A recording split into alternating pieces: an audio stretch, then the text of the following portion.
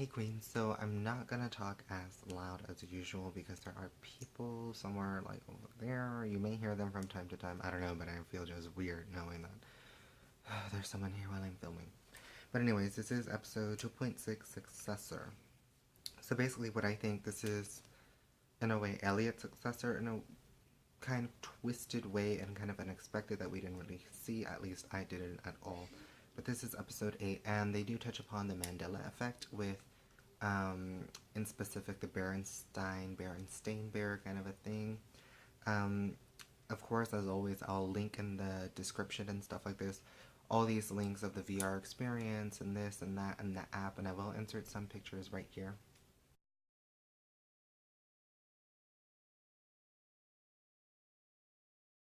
And that is the game basically that you can play where you like message people, and of course I inserted these pictures that Carly Chaikin showed that she was playing the game. And also, if you do remember the thumbnail from my last video, season 3 2017 was greenlit, and basically we will see in the summer of 2017 season 3 again. Hopefully, I hope it's for June, because as you know, or if you've been watching my recaps, you know this is the last recap that I'll be doing that'll probably be on time. What I mean by that is that maybe be the only one that I film Wednesday night for Thursday afternoon at the most, only because I start my sophomore year of college. That is going on to like a start. And then one thing that I did notice, I think for the first commercial, was the 6 impossible things before breakfast. Now, I don't remember which recap I had mentioned this in, but I know I had been mentioning Alice in Wonderland throughout these recaps and like throughout this series. I said it reminded me a lot about like this Disney thing and how she takes a trip. But that came up with Lewis Carroll, and it came up after the Mr. Robot thing. And I know they're making like a book for like Mr. Robot and stuff like this. So that was, I found it weird how I've been touching upon Disney and everything like this and making those connections. And now I see those basically coming to truth. And I did see Pete's Dragon earlier today. And the only thing that I kept thinking is how the dragon is named Elliot, and we have that little boy.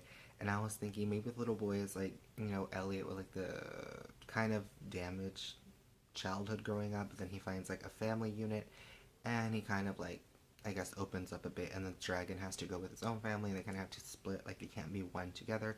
Everybody is after it, like the sheriffs are after it, which could be compared to the FBI and stuff like this. So I don't know, I saw Pete's Dragon and I saw a lot of similarities to that, and I was just like, okay, you know, that's kind of interesting. But again, this is episode 8, 2.6 Successor, and getting into it. So we look at the recaps from like the first season where Darlene is basically with that rich guy, and she takes the gun out of the safe and stuff like that. And then we see the FBI, and then we see the Madam Executioner, her home, Tyrell, and F Society, being talked about by Obama. And then we see Angela, and of course, with Angela, she's been like kind of turning this season, this series now, like she's just becoming like a mean person or whatever. And then we see how they hack the FBI and stuff like this. And then again, we touch upon Operation Berenstain, which again is in, to me, I see it as the Mandela effect. You can look that up on YouTube. There are a lot of videos, or I think it's like MandelaEffect.com or something like that. It's basically this big theory of like time loops or something like that. I don't know, it's weird, but it's very interesting. And then we see Malala, and then we see Darlene again. So it opens up with the coffee shop. It is Thanksgiving and this time period. And we basically see Malala and Jack Black. They're there, you know, they got their computers, and then they're talking about each other's phones. Like, oh, like, what phone do you have? Are you Android and iPhone? And like, iPhones suck. And they talk about the specs of the phone. Now, he's talking about, I think, like, the speed of the connectivity to the internet and everything like this. And then she's like, okay, like, well, prove to me, like, your Android is faster than my iPhone, because she's like, iPhones are faster, etc., etc. You know, like they say, the, I guess, the 1,000-year-old war, like they say, so to speak, in the sense of like, oh, like iPhones are better than Androids, and people are like, no, Androids are better, like they're faster, they do this, and I don't, I mean, I have an Android, but I'm like, I don't know, like specifics. And then he basically wins the thing, and then he's like, yeah, the Wi-Fi is so slow in this coffee shop. And that reminded me of when Elliot said how in the first season in the pilot, that guy was like streaming or like, I think like in a way selling like child pornography and stuff like this over the Wi-Fi, and it was like encrypted or something, but like he found it. And then also like when they're using the Wi-Fi, I think there was a reference to it not only when he broke out Vera, but other things when it's like, don't use the Wi-Fi, like use your own thing and stuff like this, because like, you know, like you can get hacked over it. And obviously if they're hackers and like they're kind of that careless, what can they expect? And then he's like, oh, I'm gonna like meet someone here, and she's like, oh, like like me too, and they're kind of like sitting near each other, like I guess they know each other, so to speak, but like they don't. And then Darlene shows up, and he's like, oh, I thought like this was for Elliot and stuff like this, and then she's just like, relax, she's like, I'm gonna basically like gather around, and she's like, I'm gonna read you something, and she's like, again, keep in mind that these are Elliot's words, and I'll insert that picture right here. That is basically the whole concept point. I know I'm saying basically a lot. Of the kind of the first season when we were introduced to Mr. Robot with the previews, and a little bit of the second one where he's like, oh, that invisible hand and this, and how Elliot kind of, I guess, in a way wants to change the world and do better for like the poor people, because it was all about erasing debt, but now as we see, the stakes are higher, and again, the aftermath, Elliot warned Darlene that is going to be the hardest thing to do, and it's just a lot, I guess, for all of them to like come together, see who sticks together, see who's good, see who's bad, see the true colors that come and go within the people and within the group of F society, and also the people around them, like how now we have the FBI, and then we have Price, and we have all these random people showing up that we really are barely introduced to, and a lot of like wow surprises that we haven't really expected and such. And I'm sure there will be plenty as we get to the season finale. I think around September 12th or 14th. So keep that date in mind, because that will be like the final episode of season 2 of Who is Mr. Robot.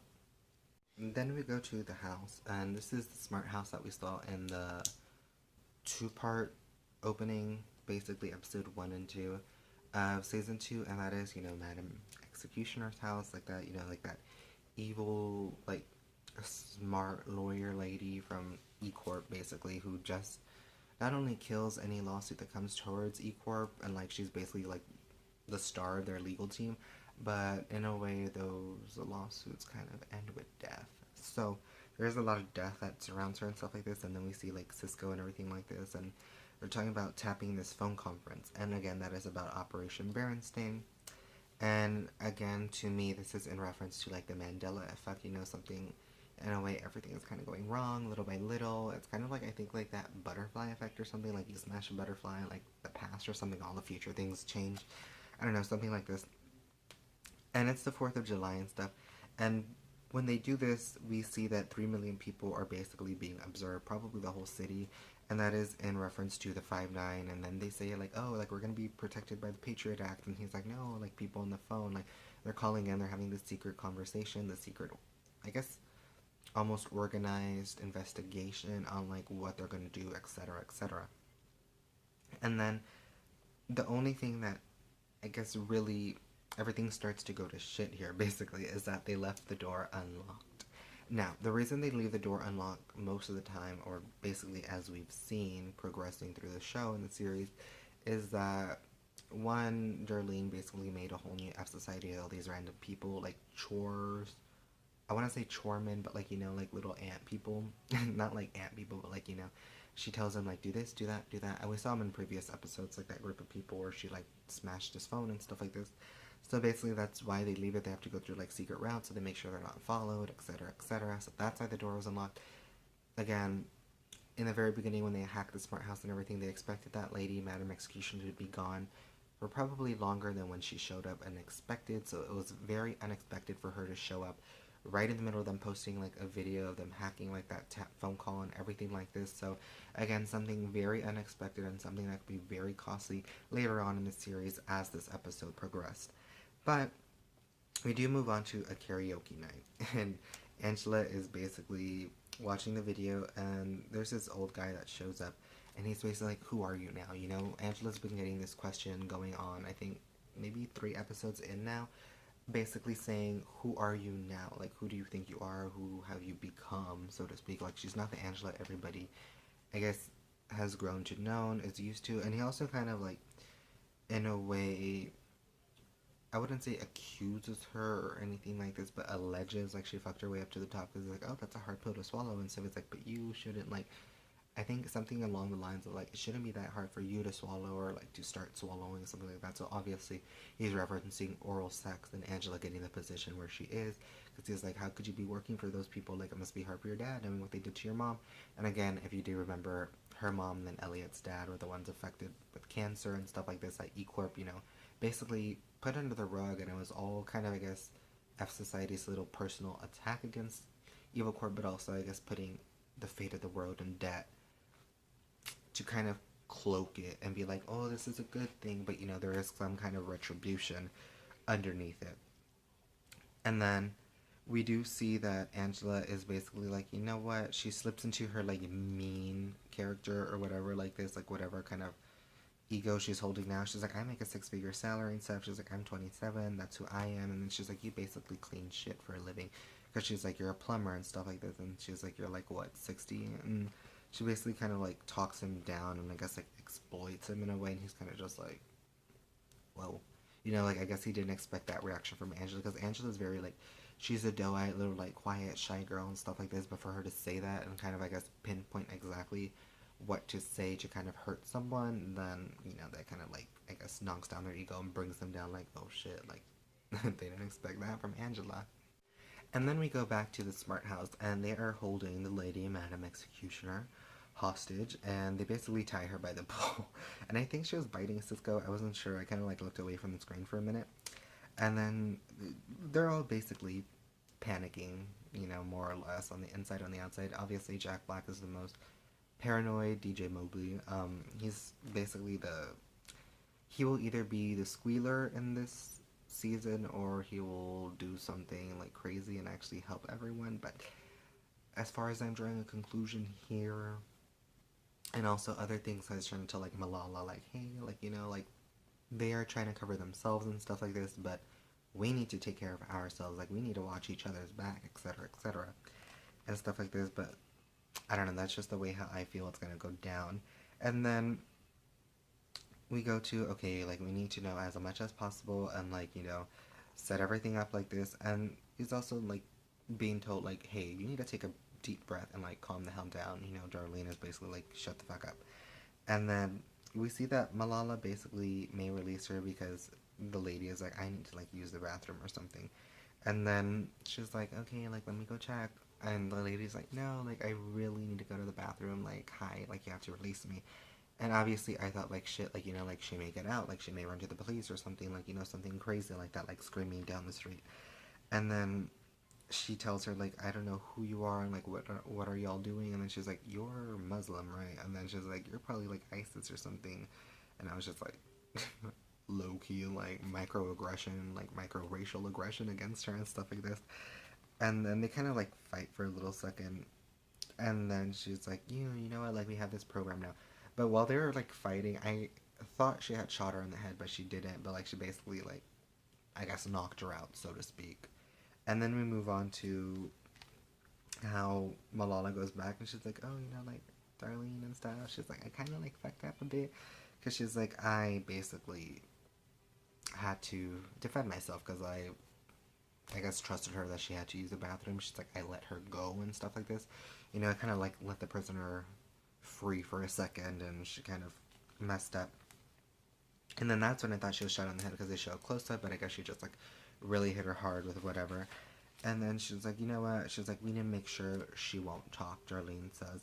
And then she's like, we need to own her and everything like this. And then they're just like, what do you mean by this? Because obviously with Darlene kind of, I wouldn't say leading them, but kind of just in charge for the moment. Now that Elliot, I guess, is locked up for who knows how long, we don't really know where Darlene's intentions lie, so to speak. I feel like they're going to be ever changing with every little action. And obviously in this episode, we saw a lot of change in Darlene.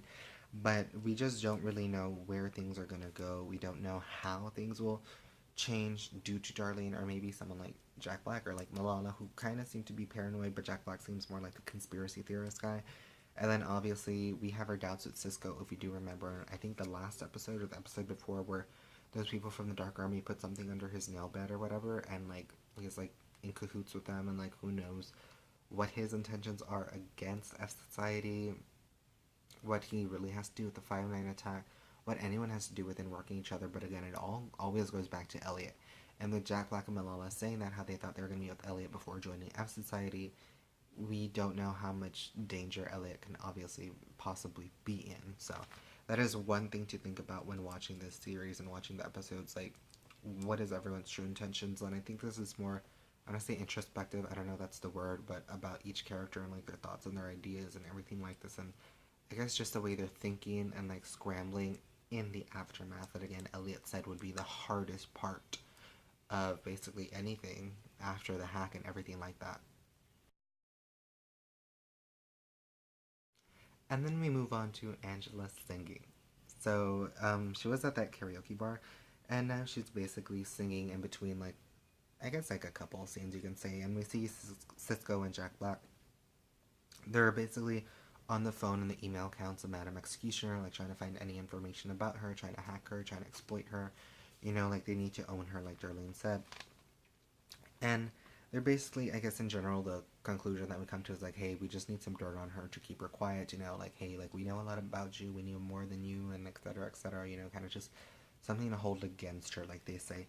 And then I was like, oh, there's this, like, this weird Yahoo thing or whatever, like, she visits on her browser history, and then Malala finds, like, a little sticky note, and it's, like, Yahoo this, and, like, the password and stuff, so I guess Madam Executioner was smart enough to have, like, these, like, dummy accounts, so to speak, to, like, use for, like, other things, but, like, maybe her, like, real deep, dark web secrets, so to speak, are hidden on this Yahoo account. And again, she probably wasn't as smart, but she was smart enough to have it like physically written down. But you know, if they couldn't find it, they couldn't know, and if it wasn't from Malala, then they probably wouldn't have gotten that far. And then they're like, okay, you know, like what if like we get all this information, we blackmail her? They're kind of like, then what do we do, Darlene? Like, what's gonna come out of this? Like, out of hacking her, out of like, I guess blackmailing her, so to speak, and holding her against her will with information, like what's next after that? And Darlene is kind of just like I guess she really doesn't know how to answer it. And then when we go into it, we see this guy, and he's like, oh, you know, like I guess love songs, so to speak. Like when I think about like the love songs in this series, I kind of think those lead up to betrayal because we do see things with Stephanie Cornelius's character Joanna and like Tyrell, like they love each other, but I know we asked Stephanie Corneliuson on I think not FaceTime. It was like a video chat. Someone had asked like, she's like, do you think Joanna in a way misleads Tyrell? I mean, obviously she may like kind of abuse him for her own good, but they're like, do you think Joanna is the kind of person like misleads her? Joanna didn't show up in this episode, but like in a way referencing this, they're like, do you think like Joanna like loves Tyrell? Like, does she really? Or there's like a bigger scheme? I feel there may be a bigger scheme with Joanna, but again, who really knows? But then when this guy says, "Oh, like you must like really love that song," and like you know, like it's basically a love song about ruling the world to Angela after she is done singing, Angela does say like she is beyond that, which is what leads me to believe that obviously Dominique Pierrot has something beyond just solving the 5-9 case. Darlene has something more than just, you know, blackmailing um, Madam Executioner. Joanna, I feel, probably had more to do with this than we may know, or she may be darker and more evil than we thought, so to speak. But again, like I feel like love songs and loving a certain song or something like this kind of goes into something much deeper and maybe darker in this series. And then we go to basically how he's just hitting on her and stuff like this. And then he's like, oh, like, he gets asked by Angela, like, do you have a daughter or something? And he's like, yeah. He's like, she's your age or something. And he goes like, granddaughter. And then he's like, well, she'll be 10. So, you know, I guess she's like, and he's like, well, I need to leave. I better get back to my colleagues. And then Angela kind of like turns into that person again. She's like, well, you can leave or you can stay and talk to me. So obviously she's very like, I guess, trying to be seductive and stuff. And I feel like she's using sex to find like reassurance in herself or whatever it is, like depending on men, so to speak. Like she depends on men for stuff like that.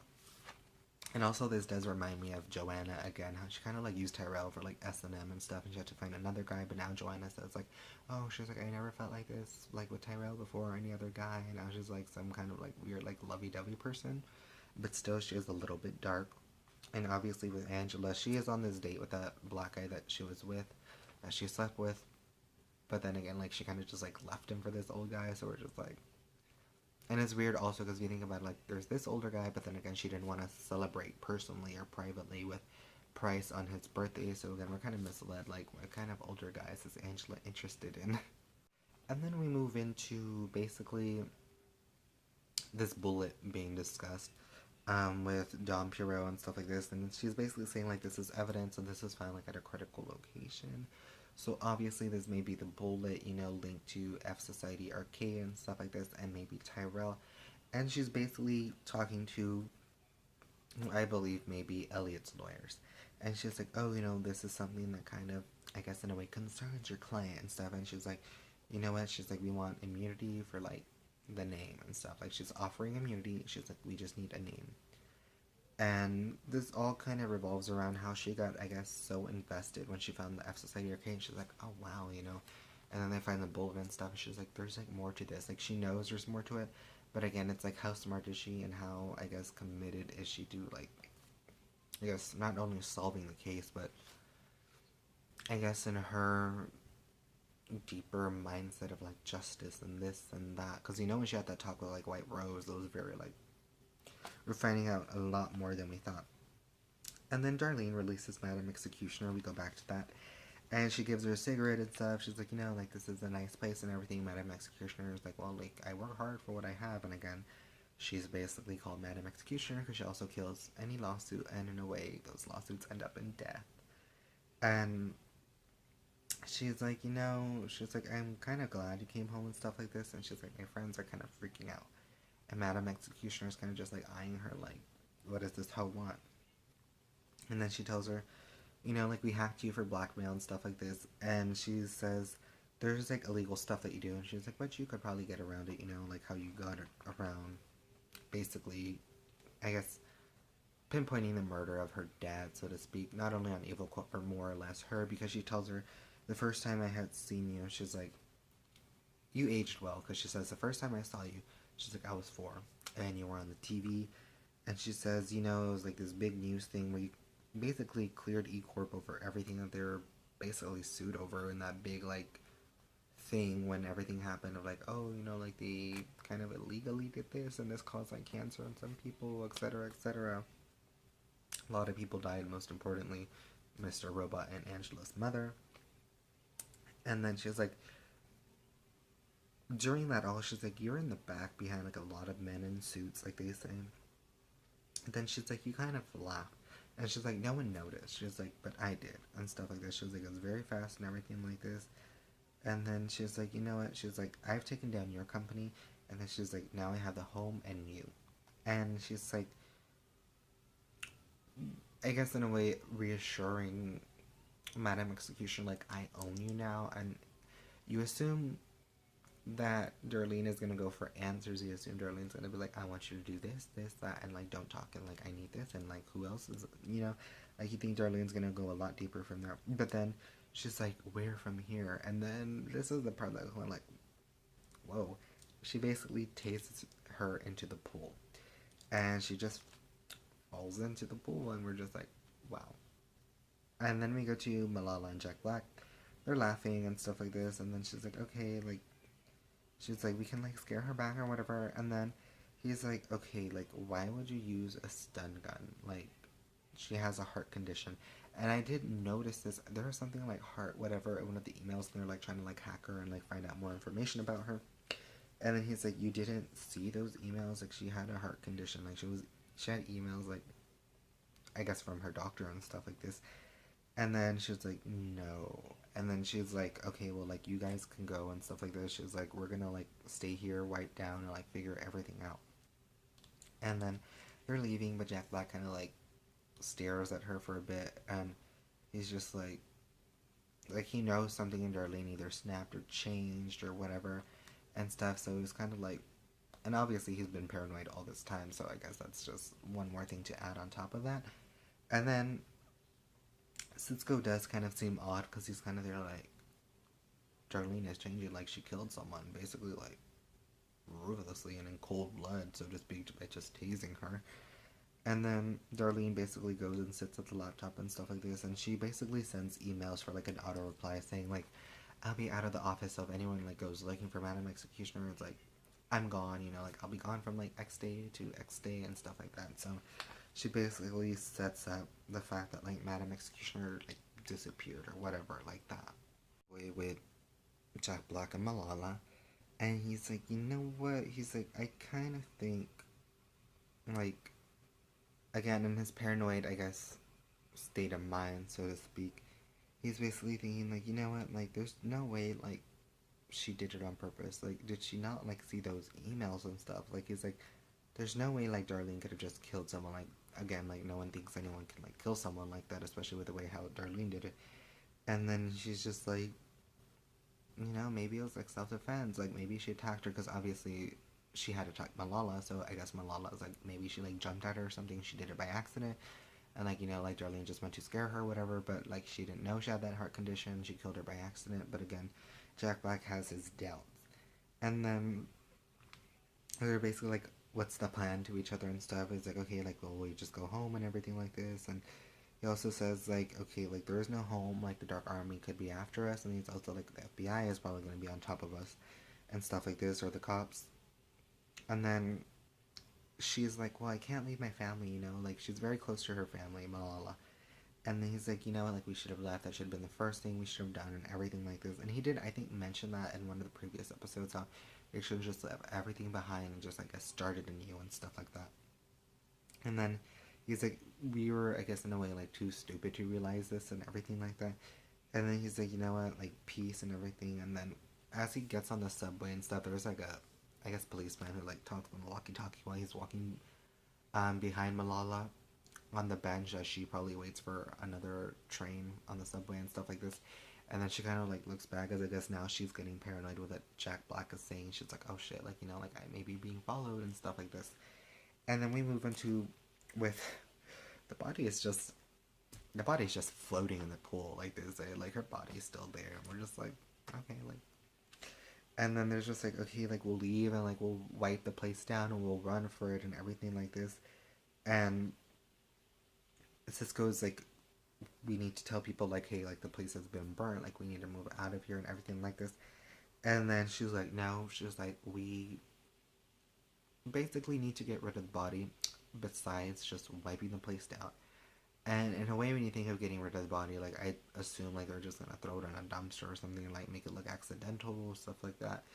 But no, when they get to Darlene, and then she says that's my responsibility, and then Cisco says he has no obligation if they're gonna like throw it into like a wood chipper or like chop up the body and like throw it in pieces. Like I was thinking like Jimmy Hoffa, I think. But he's like, you know, like I'm not gonna oblige to that. Basically, like I don't have to do that and stuff. And then he's like, just like wipe down the place and stuff. But you know, Darlena's like, we're not just gonna wipe down the place because again, you have to remember the other like little ants, like they say, of the F Society now who are like doing all the little errands. Like they may come back to the house looking for Darlene, and again, she's like, we can't just like text them and be like, oh, don't show up because they may show up, you know. So I guess in a way she was trying to be smart about it, but who knows? Because they're on the subway, and she has a suitcase. Obviously, what you can kind of, I guess, figure out from there is that the body is in the suitcase. And it's the both of them, and they go to the vets from the first season, somewhere around the finale where they went to use the incinerator and they released all the dogs, where they threw in, I think, they were the servers or like the hard drives or something like that, and they basically burned them to get rid of the evidence. And then the guy again is like, why'd you let all those dogs out? Like, I almost lost my job. He's like, they all ended up back here anyways, because they probably have a chip in them, but like, he was like, I could have lost my job. And then he's like, basically like upping the price, and Cisco's like, well, we don't have like double the money, like we're barely able to pull out cash. And Darlene tells him like, well, we have like eCoin, like that's more valuable than cash at the time. And then she's like, we're gonna pay enough for privacy, and like that's it, like we're done. And then she basically mentions or touches upon how that is Lady Madam Executioner's like, I guess, money, so to speak. And she's like, well, she can like pay for her own funeral and stuff like this. And in a way, I guess it's kind of like a joke, so to speak, because they did pay for her funeral, but it was her own money, but they're kind of like gonna incinerate her. And then she says like how the suitcase is too big and they need to take her out, and they just throw in the body and they turn on the fire, and Madam Executioner is basically no more. And Darlene is back on the train, and then Cisco's like, well, we'll just go back to my place and stuff. And she's saying how she didn't know she could kill someone. And again, I thought like, okay, like she may be the next Elliot. You know, I thought it was gonna be Angela because Angela's kind of a stone cold bitch at this time. But with Darlene killing someone, we're just like, okay, either she becomes the next Elliot, or like someone like a Vera, and she just starts killing people after exploiting them or telling them like she's gonna exploit them and stuff. So it was very wow to see Darlene do that. And I know Carly Chaikin was tweeting how she's like, oh, this is the episode I've been waiting for and stuff. But I was like, did not expect Darlene to kill someone and then incinerate the body. And then I believe Cisco told her like, you basically did what you had to do. You know, like you had to get rid of the body. You got rid of the body. You got rid of the evidence too, like they say. And then she's like, you know, this is not always what I wanted to do in a way. And then she's like, but nothing really stopped me. She's like, I felt like I was going to be like stopped into doing this or whatever. But again, she's like, I didn't feel like any like regrets or whatever. Like she always wanted in a way to do this, I guess, after she saw her when she was 4 laughing in the background. And like her dad died, but she thought something would have stopped her from like either killing her, like throwing the body in or whatever. But again, Darlene is like, nothing stopped me, like nothing crossed my mind, like she just did it. So that's why I say like I think Darlene is gonna be like a stone cold killer or whatever now. As the series progresses, maybe she kill Jack Black, maybe she'll kill Malala in like the next couple of episodes, or maybe she'll kill like the FBI agents. I don't know, but it seems like Darlene is gonna be someone we should be looking at more aside from like every other character in this show. Then we go to Jack Black, and I think it's just like a random person, random guy that I guess he like told to spy and like he'll pay him or whatever. And then he's like, oh, there's like no one inside and stuff like this. He's like, yeah, like there's no one, like I checked or whatever and stuff. And I guess it's like when he goes back home, like he wanted people to check, like there's no one looking for him and stuff. And like it's a pizza guy, so like it's really no one suspicious. Like just walking in, like they probably think like, oh, like he's delivering a pizza in like the same area or whatever. And again, he's like, can I order a pizza? It's like, well, that's gonna be like a different delivery dude. Like, it can't just like, you know, like give you a pizza. He's like, yeah, it's okay. He's like, I'm just like nervous or whatever. And then we see Malala and the family, and she's basically telling like her dad, like, have you ever thought of moving, like, you know, like somewhere cheaper, or like whatever? Like, I don't think it's safe in the city anymore. And her dad is saying like, you know, like we really can't like just move. Like, one, we don't have money really. No one does. And the bank is fighting like the deed on the house and stuff like this. Because if you do remember, I think it was in one of the 2-part episodes at the beginning, a lady was saying how she finished paying off her house, but they didn't have records anymore at the eCorp bank or whatever, and they're like, well, we can't verify like you own the house, and like obviously she does, and she has her records, but they couldn't like verify it. That's how greedy it is, I guess now. And then we see Jack backpacking, and there's like knocks at the door, and Malala's like, oh, like I'll go check outside like too and stuff, and she sees like a car driving off in the distance, and it looks like kind of the limo of the Dark Army. I'm not completely sure, but I was like, I feel like that's the Dark Army because Jack Black did like kind of warn her about that. And then on Jack Black's door, we do see it's FBI. There's a bunch of black Suburbans and like the lights and stuff, and it's like, oh, like FBI, like open the door. If you don't, like we're gonna knock it down and stuff like this. And he's like again, knew that was gonna happen. He was very paranoid for a reason. It happened. So this is the part where I'm kind of like, dang it, like he's either gonna like spill the beans about F Society or like say something by accident, and you know we just don't really know if he can be trusted because he's very paranoid and he's dragging Malala into this, and she also seems like she may squeal like a whistleblower of some sorts, but again, we won't really know until like the next couple of episodes what their true intentions are. Maybe they'll end up dead. We don't really know, like the other guy. But we do see Dom and JB, they're basically being interviewed, and he's like, I've been stuck here all night, and she's like, well, so have I and stuff. And then she's like, I just need you to listen because, like, you know, you may help, like, solve this 5-9 case for me in a way. And then she's like, you know, like, your friend Romero was, like, murdered and stuff. And he kind of, like, looks like he obviously knows. And then she's like, well, that's unfortunate and stuff like this. Like, if you didn't know, like, my heart goes out to you. And then she's like, but we found this. And it's the end of the world party ad, basically. The little flyer. And then she's like, I found, like, this DJ Mobley. And I looked it up. And, you know, it's you. Like, there is basically only one of you with an old fan page, like somewhere on the internet. She's like, we found you and stuff. And then she's like, this seems like something like a hacker would have. And like, I guess in a way, like if they don't want to get blown or whatever, like, you know, undercover and stuff like this. And then she's like, I want Tyrell Wellick. She's like, I don't want like the DJ, like that's you or whatever. She's like, I need like basically solve this 5-9 case. Why was a bullet there? The arcade, like what happened that night, etc., etc. They say the first 48. And she's like, tell me basically something about the party again that could help. And he puts down the paper and he's like, I want a lawyer. And this is where I thought he is going to spill the beans. He's going to squeal. He's going to be the whistleblower. He's going to expose F Society, expose Elliot more than I guess he already is. Expose Darlene, probably talk about how they killed Madam Executioner, and maybe something about Angela. We don't really know, but again, I thought, like, dang it, like, he may just, blow everyone's cover and stuff like this and just ruin F Society's plan. And again, even though this is, like, the after part of it that's very difficult, it seems like he's being the most difficult, so to speak, making others paranoid and, like, doing this and being so just into himself and not really thinking about the bigger picture here. Because obviously he could still get in trouble even if he's, like, given immunity, or, like, even if he has his lawyer, like, he could slip up a bit. They could use something against him, maybe, like, in a deposition. Again, we don't really know how he'll go from here. And then we go to, like, Dom, and I think it's, like, her boss or something like this. And then he's saying, like, you know what? He's like, do you even have, like, evidence to be holding him? Like, y'all held him here, like, overnight and stuff. Like, do you have anything against him that is a reason why you held him here? And everything like this. And then he says, like, well, she says, like, like, he, like, won't blow the strategy. Like, she knows how people like that work. And then she's like, like, eventually he'll flush people out and stuff like this. And, like, he reminds her again, like, like, we're basically all over the news. Like, they leaked the Operation Berenstain phone call with everything like this and stuff like this. And then he's like, again, you held him for 12 hours for nothing. Like, it's going to make them look bad, going to make them look even more shadier. And again, this could possibly open them up to maybe another lawsuit or, like, more distrust in the government, etc., etc. Like, there isn't enough government transparency already.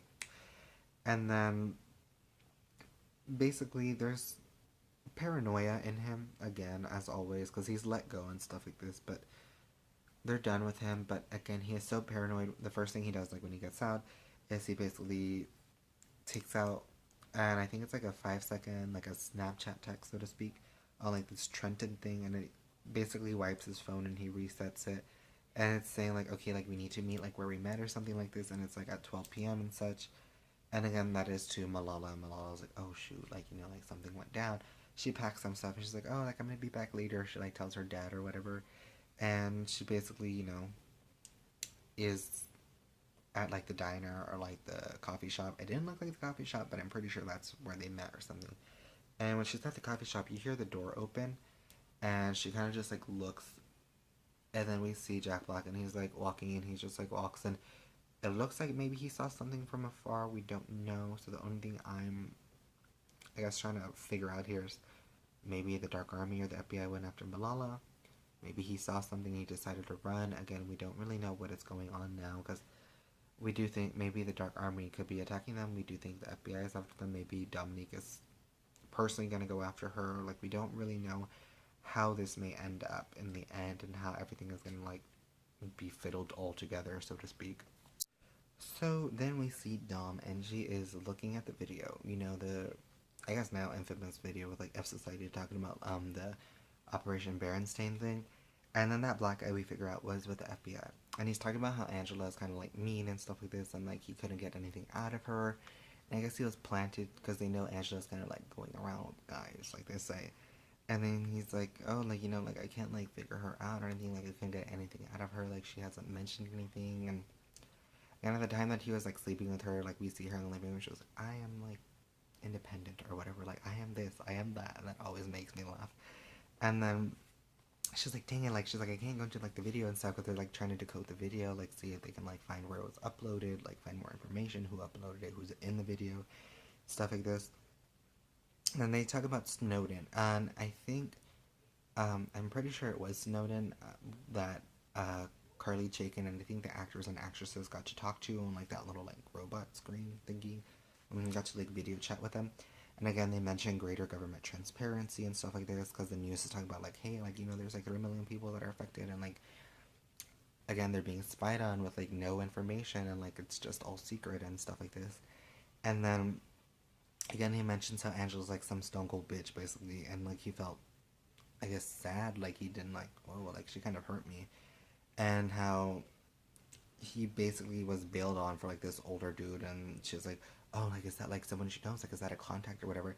And he's like, no, I really think, like, she just likes older guys or whatever. And again, that's why I was like, maybe she has, like, an old guy fetish, but she just doesn't like Price, who knows.